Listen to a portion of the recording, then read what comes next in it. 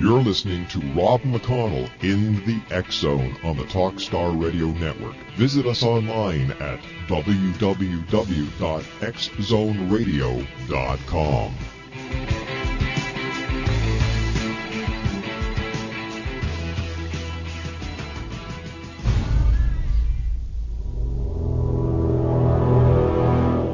The X Zone radio and TV show is largely an opinion talk show. All opinions, comments, or statements of fact expressed by Rob McConnell's guests are strictly their own and are not to be construed as those of the X Zone radio and TV show or in any manner endorsed by Rob McConnell, Relmar McConnell Media Company, Talkstar Radio Network, its affiliated stations, or employees.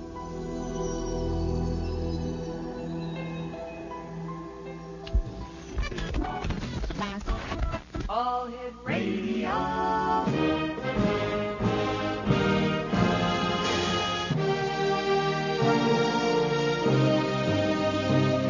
Welcome to the X Zone, a place where fact is fiction and fiction is reality. Now, here's your host, Rob McConnell.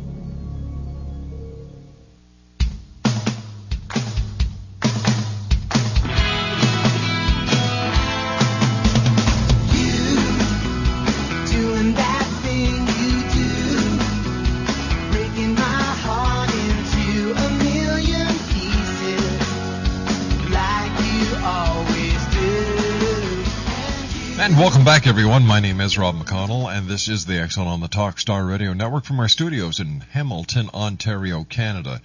If you'd like to give us a call, our toll-free number is 1-877-528-8255. That's toll-free throughout the U.S., Canada, Alaska, and Hawaii at 1-877-528-8255. My email address, xzone@talkstarradio.com. On MSN Messenger, talkstarradio@hotmail.com, and our websites, www.xzoneradio.com and www.xzonetv.com. My guest this hour is John VASQUEZ, and we're going to be talking about his book, and it's a very interesting book. It's called Incident at Fort Benning. Now, in September 1977, during the Joint Attack Weapons System test known as JAWS at Fort Benning, Georgia, the entire base witnessed a UFO invasion. As many as 1,300 troops were involved in the event. Most were left with severe psychological trauma and missing time gaps. John VASQUEZ was courageous enough to undergo counseling, regression therapy, and hypnosis.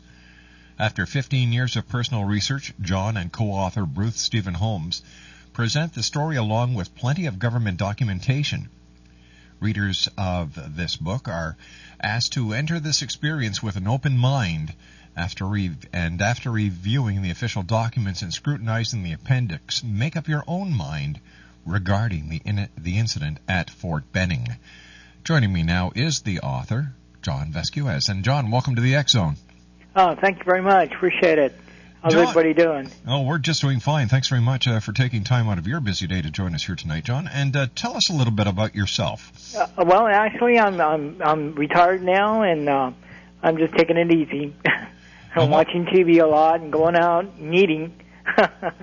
Now, tell me, what were you doing during the time of the incident at Fort Benning? Well, I just first got there at Fort Benning on a AIT training. It's advanced infantry training. Mm-hmm. It's a little bit different from basic. Basic and AITs.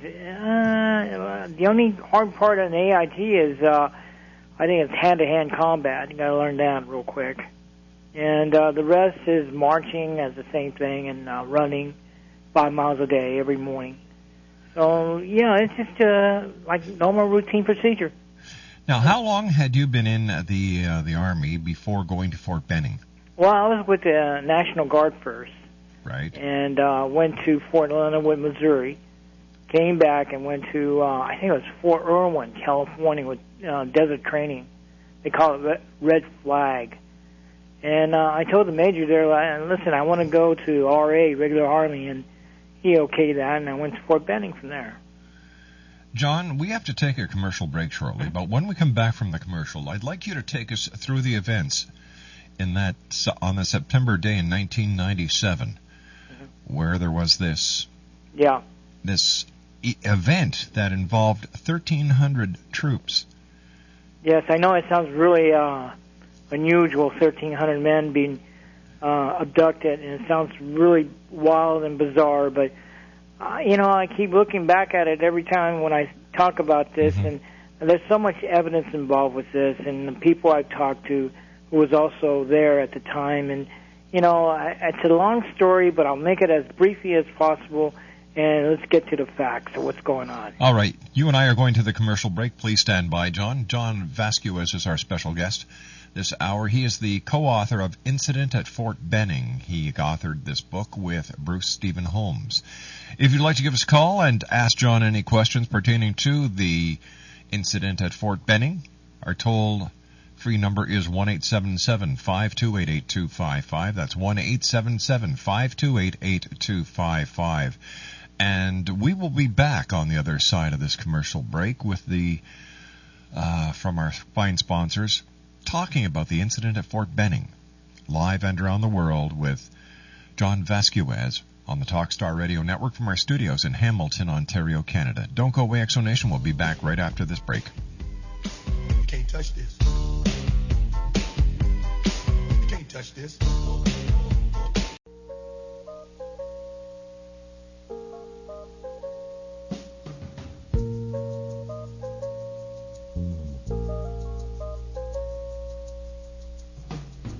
On his way home from Candletop, been 2 weeks gone, and he thought he'd stop at Webb's and have him a drink before he went home to her.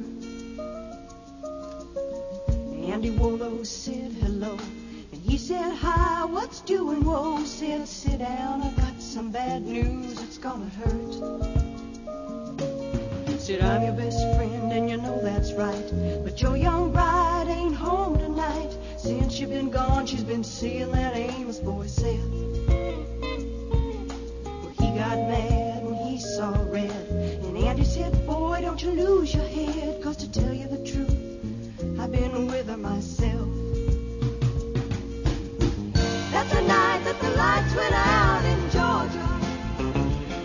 Welcome back, Exo Nation. We're talking about an event at Fort Benning in Georgia tonight.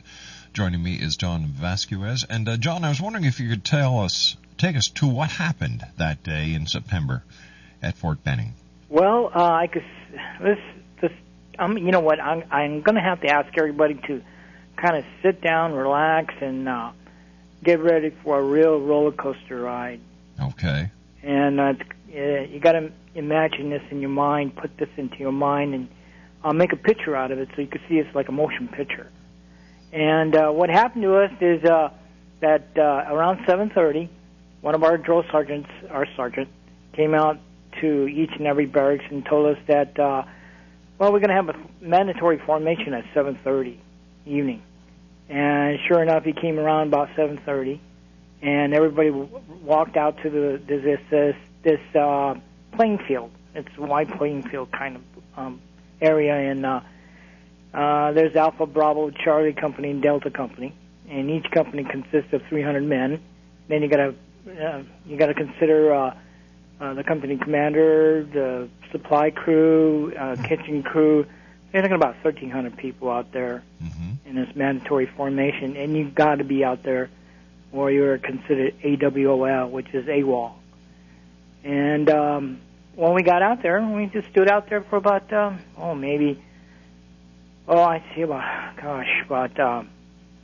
7:30 to 8:10.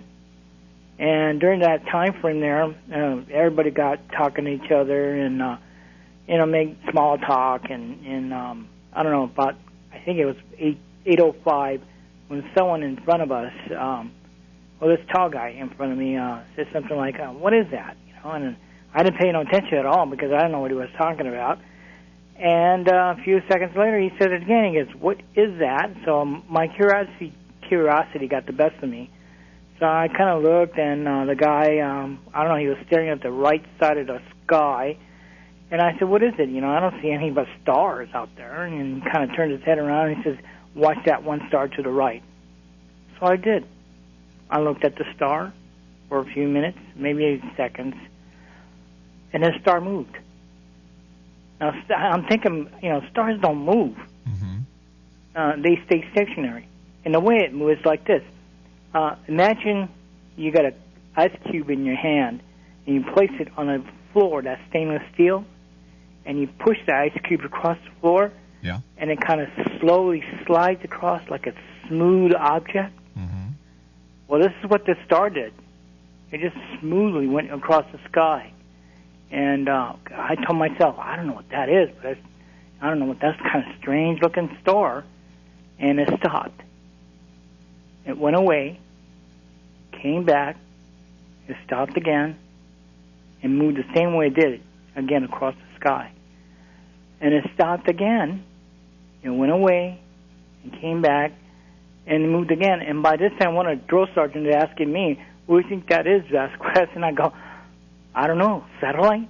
Back in 77, I heard a lot of satellite stories, Yeah, that would have made sense. And that's what my response was, a satellite. And by then, another drill sergeant was telling us to stand at attention because our company commander was stepping away and from his building and walking up onto this podium and to make a speech about a training course for the next 6 to 8 weeks. And we're listening to him speak. And I kind of looked up to see where this thing went. It was gone. The star was gone. I don't know where it went. So I started listening to the captain making a speech, and I don't know, it was about, a minute or two? I hear this unusual sound to my left. It sounded like a rushing noise. A strange sound, a rushing noise. I couldn't move, but I kind of leaned backwards to see what was going on, and I could see Charlie Company men breaking out of formation. I thought something was going on over there, and I didn't know what it was, but then I could see this bright, intense light coming down the dirt road, and I was telling myself, it must be a helicopter or something like that. I don't know what it was. It was just bright, white, bright light. And I could see Charlie Company men breaking out of the formation, some of them running away, others were standing still. And when I talk about that, I'm sorry, I get a little emotional, But when I want to take a better look at this thing, so I leaned forward, and by now this bright, intense light is lowered to the ground, and I was telling myself, well, it must be a truck coming down the dirt road. And I was about to say something to this guy who was talking to us just now, the tall guy, and I looked up, and he's asleep. I mean, he's standing there asleep, and by now this bright, intense light was, coming toward us. And I don't know what happened here, but I guess I became unconscious for about a few seconds. When I came to, I was aware of where I was standing, and I just couldn't move. It's like I was frozen, standing still. My buddy was on my right side, was standing in formation with me. He was already running out of formation. He was taking off. So I looked at him, and I turned to my right, and I told him to come back and help me because I can't move. And I noticed there's other people standing around. The others were, running from formation, taking cover underneath this crawl space that the building has about 2 feet high. They're diving underneath this crawl space, and others were running to the trees. So I told him, come back and help me. And when he did that, he had to pull me from where I was standing, and we started just kind of yelling at each other, asking each other, where's the captain, where's the captain? Well, we knew where the captain was, so we ran over there and we saw him. It was behind the podium. He's standing behind the podium asleep. And I yelled out loud to wake up, told him to wake up. He didn't. So I was surprised these things was happening so fast. And by now, my buddy was turned around looking at behind. Well, he was looking at something behind me. I don't know what it was, but his face looked like he just saw a dead person walking around or something. And his face was pale. His eyes were bulging out. So I grabbed his collar and grabbed his neckline, and I shook him. I shook him real hard. And I told him, "Don't look at it. Don't look at it." Whatever it was, I didn't see it. And he sort of came to and asking me what's going on. I told him, just take cover and run. You know, and we both started running. And we went to the first building, and there's something crawling around in this crawl space, and we didn't know what it was. And it got some dark shadows moving around there, and we both stopped, and I told him, hey, go get help and take cover. He said, I'm going to stay with you and see what this thing is, and it was one of us. He was crawling out the building, and he's screaming, what's going on with the captain? Mm-hmm. And we told him, hey, the captain's asleep. There must have been some other people underneath the building because he was yelling at them or something. You know, he was turned around yelling at somebody. And we told him, yeah, just go back in there, just take cover, you know, just stay underneath the building. And my buddy and I started running again to the second building. And at the far end of the second building, there was people at the far end. They were yelling our names and calling us to come over there. So we went running over there. And we got underneath the building, and that's when the argument started because we didn't know what was going on, and things were happening so fast. We were arguing and cursing at each other, and we thought it was the Russian invasion at that time. Because at that time we were all been told the Russians are this and Russians are that all day long. And they got Russian pictures, Russian flags, you know. So we were screaming at each other, telling each other it's the Russians, they invaded the United States. And no, that was so crazy to think that. By then we could hear screaming going on. High-pitched screams from the formation we were at. The guys we left behind there, they were screaming and stuff. Something's happening to them. And one of the guys who was in the cross space there with me, I said something like, hey, we need to go out there and help these guys out. And he just turned around and says, no, they're already dead. I said, already dead? You know, I'm thinking, my God, this is happening. This is real. By now, this Joe Sergeant Santini, just started running from the first building, showed up out of nowhere. And he was waving his arms up and down like he was about to fly somewhere. And he's screaming for us to take cover, you know, and he started to run, and we lost him at the second building. And all of a sudden, out of nowhere, at the second building level, first building, we're looking up. There's a white ball that disappeared. Ball light disappeared, and it swooped down to his height, about 6 foot, raced after him, and we heard a slap and a thump. And we sent one of the guys to go see what happened, and he came back and said, hey, Sergeant Santini's on the sidewalk. He's out. Well, that kind of told us that, where's the M16s? Where's the live ammo? We were going to arm ourselves. And we were arguing about that underneath this building. And I don't know, this next thing happened is that there's a bigger light, about the size of a building, I guess, downtown building that has large glass windows. These barracks has large glass windows, and this light was pretty big. John, you and I have to take our commercial break with the news at the bottom of the hour. Please stand by. Are you okay? Yeah, I just get kind of antsy and emotional about this. It must be hard. It must be hard reliving this. Well, sometimes I don't talk about it, you know. All right, I'm glad you're sharing it with us tonight, John. Stand by. We'll be right back to you. John VASQUEZ is our special guest. We're talking about an incident at Fort Benning, Georgia, in September of 1977. We'll be back on the other side of this commercial break with more of this fascinating story, live and around the world on Talkstar. If you've got kids, chances are sooner or later you're going to need dental help. And when you do, I hope you'll remember 1995dental.com. 1995dental.com tells you how to save about 50% on braces for your kids. Similar savings on other services. Because this isn't insurance, there is no waiting period, no exclusion, no claim forms to fill out. You get instant savings from tens of thousands of dentists coast to coast. Unlike a lot of insurance policies, this discount program covers cosmetic dentistry, bonding, and cleaning. For the individual, it's $11.95 a month, but for the entire family, everyone who lives under your roof, regardless of age or relationship, it's $19.95 a month. Hence our name, 1995dental.com. Type in the numbers 1995, then the word dental.com. 1995dental.com will save you.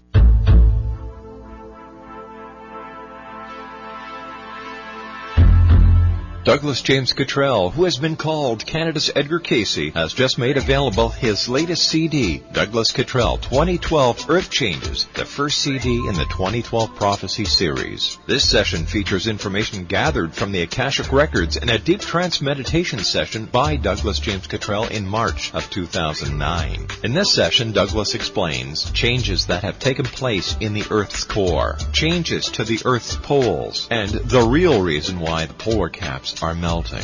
Douglas also elaborates on increased volcanic and earthquake activity between now and 2012, including what, where, and when.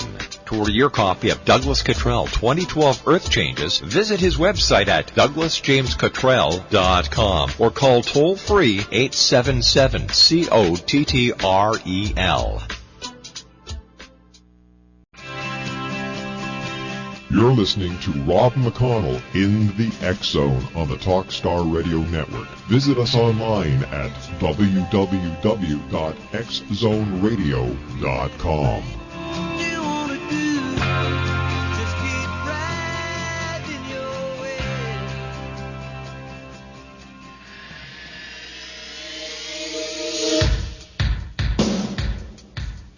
My name is Michael Telstar, Canada's leading mentalist from Toronto, Ontario. Hi, my name is Belinda, and you're listening to my dad, Rob McConnell, on the X Zone. This is Psychic Dorothy from St. Catharines, and you're listening to Rob McConnell. Hello, my name is Holly Reeves, an astrologer from Astro For You, and you're listening to Canada's #1 paranormal radio show, The X Zone, with Rob McConnell. Welcome to The X Zone, a place where fact is fiction and fiction is reality. Now, here's your host, Rob McConnell.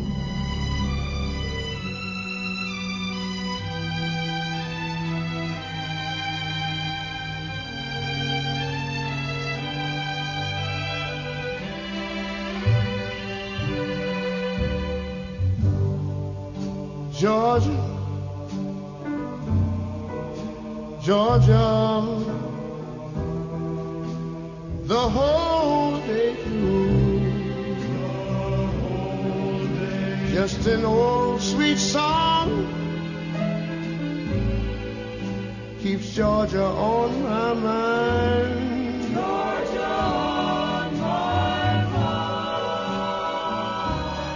It was an event in September 1997 that has kept Georgia on the mind of our guest of this hour, X-Zone Nation.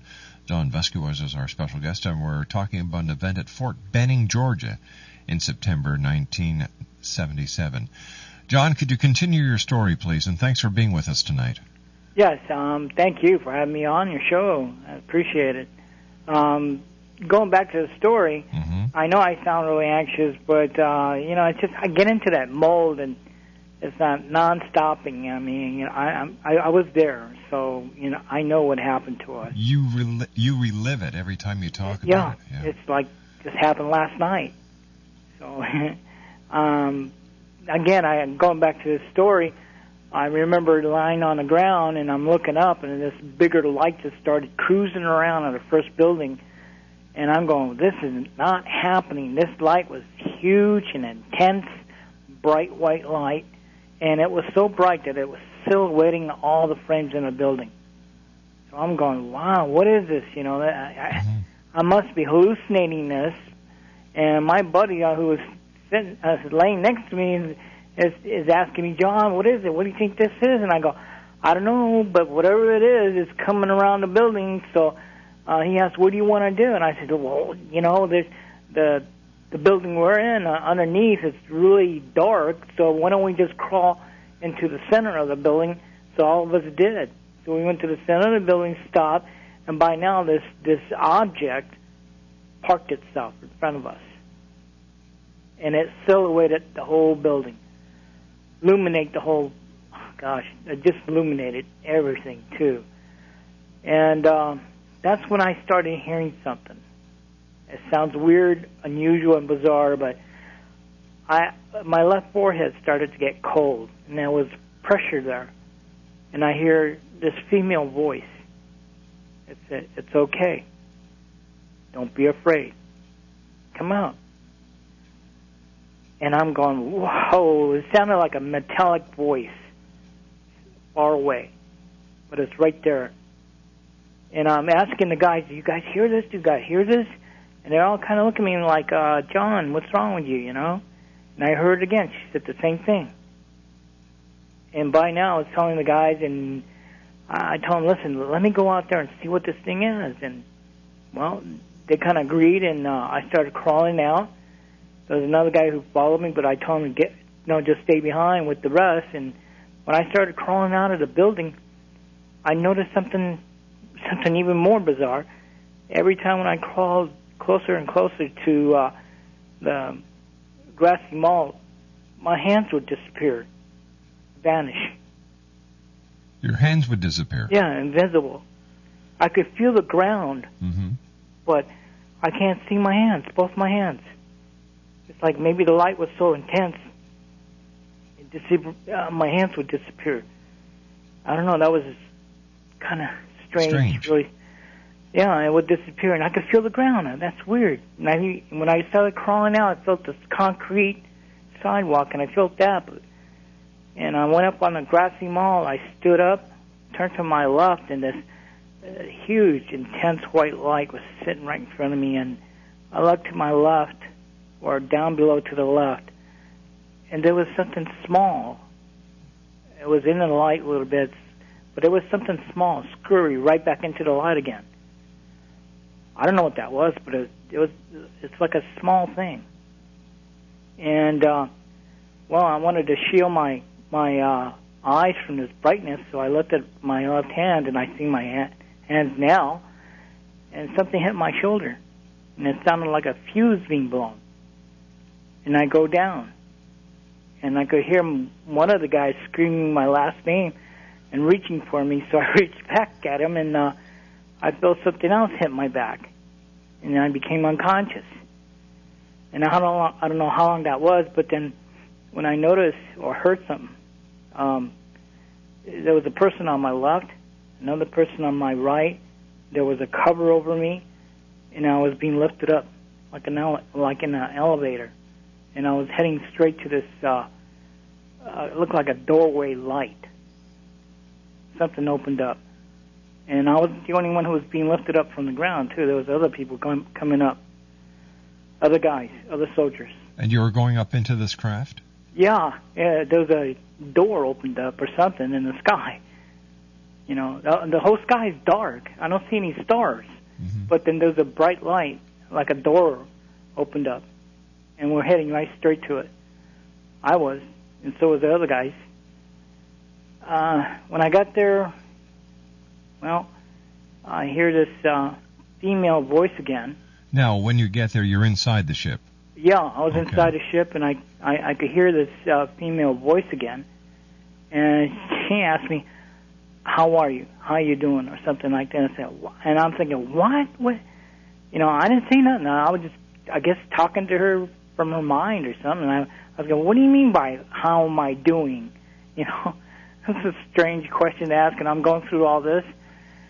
And she said, don't worry, everything's going to be fine. You're going to be okay. Just lay still, and we'll take care of you. So, I don't know how long I was out, but once in a while I would wake up or something, and all of a sudden when I did that, I turned to my left, my face to my left, and I see rows of guys lying on metal slabs.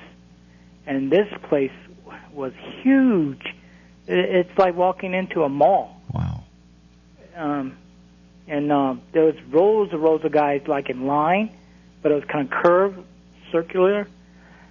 And I'm looking at these guys and going, God, what is this? What's going on here? You know? And she came back and she pointed her long finger at me and she said, go to sleep. So I passed out right there. I think she didn't want me to see what was going on. What was going on? Examination, row by row, one person at a time, like a conveyor belt, you know, next one. You know, and I'm out for a while, and then next thing I remember, after she pointed her finger at me, is that I'm sitting up, and I'm looking at this unusual, terrifying look. It was a male being or something. The hideous part is that his cranium, his head, had lumps on it, huge lumps, like bumps, you know. And I'm looking at him. He's telling me, look into my eyes and you'll be fine. And I go, no, I'm not looking into your eyes. I don't know who you are. I don't know what's going on here. I must be hallucinating all this, you know. And he says, no, just look into my eye and you'll be fine. So I'm kind of looking into his eyes, and 3 images came to my mind, like a picture. One was myself standing in the middle of the ocean. I mean, thousands of miles all around me, there was no land. I'm just standing in the middle of the ocean. And the next one was I was in my room, or not my room, but in some huge room, and there was lights flickering off and on, different lights. And I'm seeing this window, huge window, glass window, like a, I don't know, viewpoint. Right. And I'm looking at this planet being destroyed, exploding. And, you know, a lot of people ask me, well, you think that was Earth, John? I go, no. I had the impression that they were telling me that was their planet. Their planet was being destroyed. And they were looking for another one. And I think they found it here. Now, when they were communicating with you telepathically, did you feel as if you were in any imminent danger? Did you feel as if there was safety aboard this craft? Well, actually, you know, they were in control. Mm-hmm. And what they wanted to do was to take us in control. So, you know, basically, I felt actually no kind of hostile environment at all, or hostile feeling from these guys. Because when I was looking at this one point where this viewpoint was, and I get the impression that they were telling me that was our planet, and we were looking for another one. You know, and then and like I said, they did find one, which is here. How long they're going to stay, I don't know. They might not even stay at all. But they did find another place to go to, far away from here. So how long were you aboard this craft?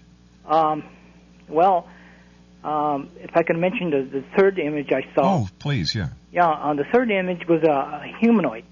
He had a white dressing on. Looked like a hat. Mm-hmm. His face was all pale, white pale, like paste, white paste face. Long, narrow chin, long, narrow nose, eyes like a humanoid. It wasn't slanted or huge, just regular humanoid. No eyebrows. But his eyes were like silver or mercury. Wow. Yeah, weird-looking humanoid. So when that was over, the next thing I remember is that all of us, each and every one of us, 1,300 men, officers, sergeants, everybody, we're back in formation again. So let me just see if I understand this. All 1,300 members of A, B, C, and D Company were taken into this craft. Yes, I think so.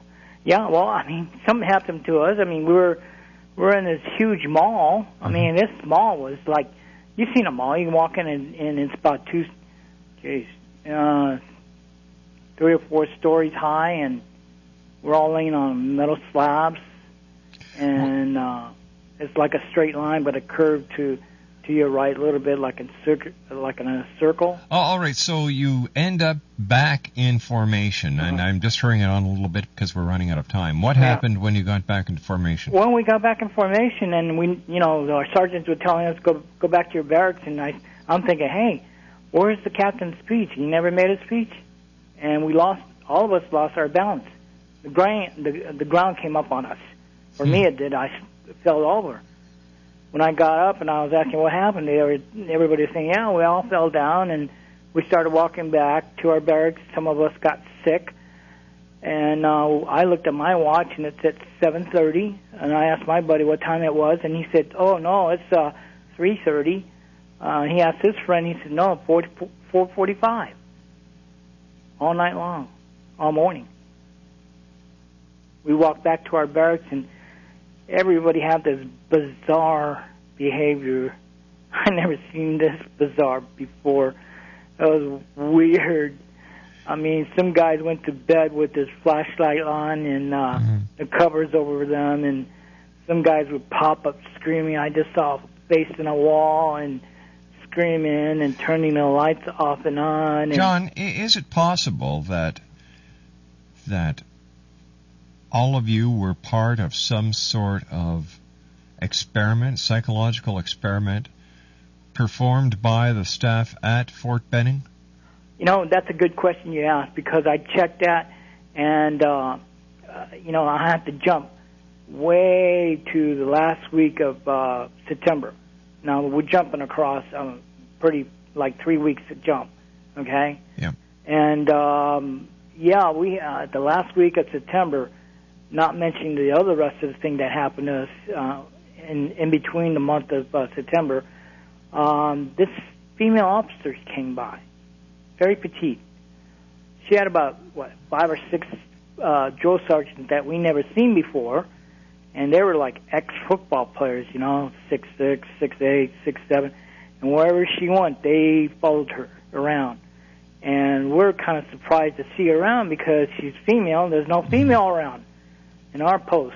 And, we wanted to find out what she was all about, and a couple of days later, we got the word that she was a psychiatrist.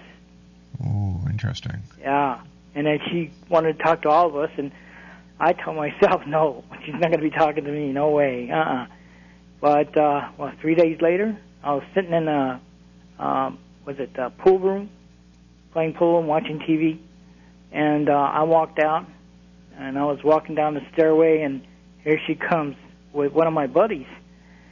And normally he would have said something like, hey, John, what's going on, what you've been hearing, or something like that. But this time he just looked at her, and she looked at him, and he just walked away. John, stand by. We've got to take a break. We'll be right back. John VASQUEZ is our special guest. A very interesting story. This goes back to September 1977 in Fort Benning in Georgia. The name of this book is entitled Incident at Fort Benning. It's available on Amazon.com. John and I will return on the other side of this commercial break as the X-Zone continues live and around the world on the Talkstar Radio Network from our studios in Hamilton, Ontario, Canada. Don't go away. We'll be back after this break. The most famous television documentary ever produced was Victory at Sea, which was as noted for the swelling musical score by Richard Rodgers as the amazing footage from World War II, gathered from over 13,000 hours of footage from U.S., British, German, and Japanese navies. RetroTelevision.com offers you 26 episodes of Victory at Sea, stunningly reproduced on DVD for just $19.95. The original 26 episodes are presented uncut with every note of Richard Rodgers' original score for just $19.95. To take advantage of this offer, go online to www.retrotelevision.com. That's R-E-T-R-O, retrotelevision, you got to spell out television.com. Or go to TalkStarRadio.com to get your set of Victory at Sea episodes for just $19.95. Are you getting tired of all the bad news? Well, then take a break from the worries of the world and play the love game. It's time to focus on what is really important in our lives, our relationships. You deserve more love, happiness, and harmony in your life. Synchro Hearts is the new hot relationship game that guarantees more love, laughter, and romance for you and your partner. It's not a sex game, it's a love game based on all the important relationship stuff like better communication, more intimacy, and lots of fun and excitement.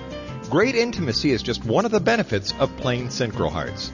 Now, President Obama inspires hope, love, and peace for the world. Synchro Hearts offers more hope, love, and harmony for relationships. To order your very own edition of Synchro Hearts, visit Synchro Hearts' website now at www.synchrohearts.com. That's www.synchrohearts.com. Synchro Hearts. It's the game you love to play and play to love.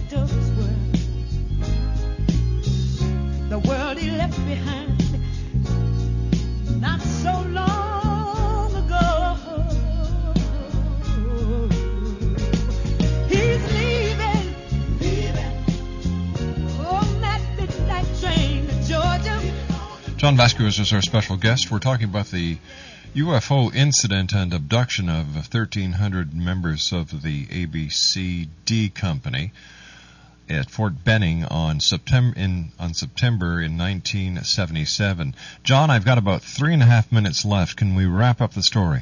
Yeah, I'll make it really fast. And what happened next to me is that when she came up the stair, I saluted and she saluted. Next thing what she did was unbelievable. She just took my left hand and jabbed me with something like a needle, and I was under drug-induced hypnosis.